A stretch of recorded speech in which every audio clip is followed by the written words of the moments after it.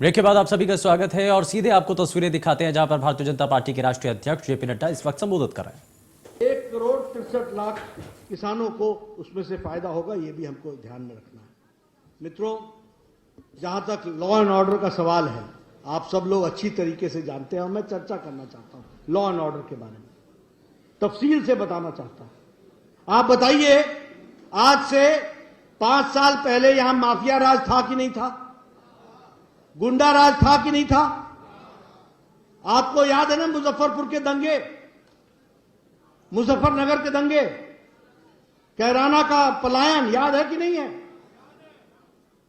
मित्रों, supreme court ने भी फटकार लगाई थी। सुप्रीम कोर्ट ने भी कहा था कि यह दंगे अखिलेश सरकार की नाकामी का नतीजा है। ये दंगे, इसके साथ साथ उन्होंने यह भी कहा था कि कंपनसेशन देने में इस तरीके की व्यवस्था की गई ताकि किसी एक प्रमुख धर्म के लोगों को ही लाभ मिल सके। यह सुप्रीम कोर्ट का ऑब्जर्वेशन था। उन्होंने यह भी कहा था कि लापरवाही के साथ साथ यह प्रशासनिक फेलियर है, यह भी उन्होंने कहा था। यह सारी बातें इस बात को बताती है कि किस तरीके से आज हम लोग जो काम कर रहे हैं उसमें उस समय की सरकार किस तरीके से काम कर रही थी। उस समय माफिया दंदनाते थे, आज माफिया दिखते नहीं है, या तो जेल में है या प्रदेश से बाहर है। यह स्थिति आकर के खड़ी हुई है। एक से एक उदाहरण है। आप बताइए, ये जो यहां से चुनाव लड़ रहे हैं, जो जेल में हैं, ये सब लोग, ये आखिर सपा को इतने प्यारे क्यों हैं? क्या कारण है इनके प्यारे होने का?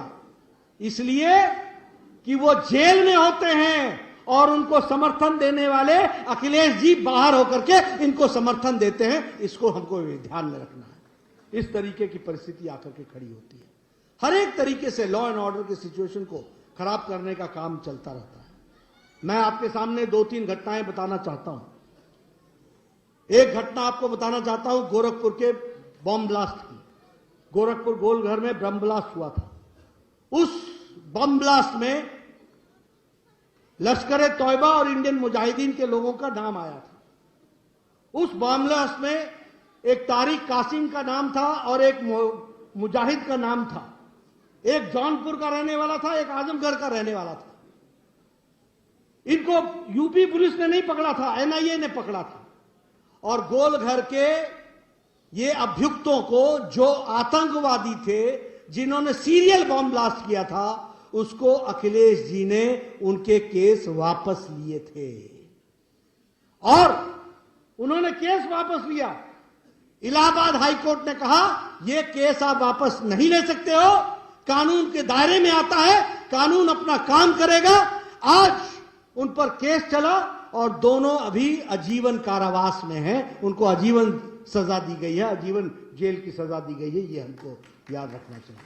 यानी आप किसके मददगार हो रहे थे?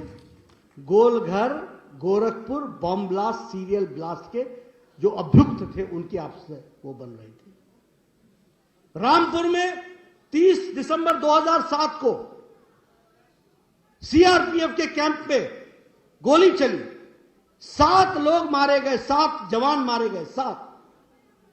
7 जवान मारने पर यूपी पुलिस नहीं पकड़ पाई। उनको पकड़ने के लिए एनआईए आई, उन्होंने उसको पकड़ा। एक भारत से नेपाल जा रहा था, बॉर्डर पर पकड़ा, और दूसरे को और उसके साथ साथ बाकी लोग 7 लोग पकड़े गए। अखिलेश जी ने बतौर मुख्यमंत्री आजम खान के कहने पर इनको छुड़वाने का प्रस्ताव किया और इनके खिलाफ केस विड्रॉ किया, यानी आतंकवादी के खिलाफ केस विड्रॉ किया। मैं मीडिया के साथियों को बोलना चाहता हूं, तथ्यों के साथ बता रहा हूं। आप पूछिए अखिलेश जी से, और मैं अखिलेश जी से जवाब चाहूंगा कि जिन लोगों ने बॉम्ब ब्लास्ट, जिन लोगों ने गोली AK-47 चलाकर सीआरपीएफ के 7 जवान मार दिए, उनके खिलाफ केस चला। उस केस को आपने विड्रॉ किया और यहां भी यही हुआ। इलाहाबाद हाईकोर्ट ने केस विड्रॉ होने से मना कर तो ये बड़ी जानकारी भारतीय जनता पार्टी के राष्ट्रीय अध्यक्ष जेपी नड्डा की तरफ से बड़ा बयान दिया गया है और बीते 5 साल में यूपी में विकास हुआ, विकास के काम किए गए, ये जेपी नड्डा के द्वारा बताया गया।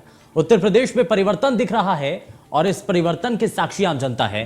तो इन सभी बातों का जिक्र यहां पर भारतीय जनता पार्टी के राष्ट्रीय अध्यक्ष के द्वारा जब वो हापुड़ में पहुंचे, लोगों के सामने जब पहुंचते हैं तो इन सभी बातों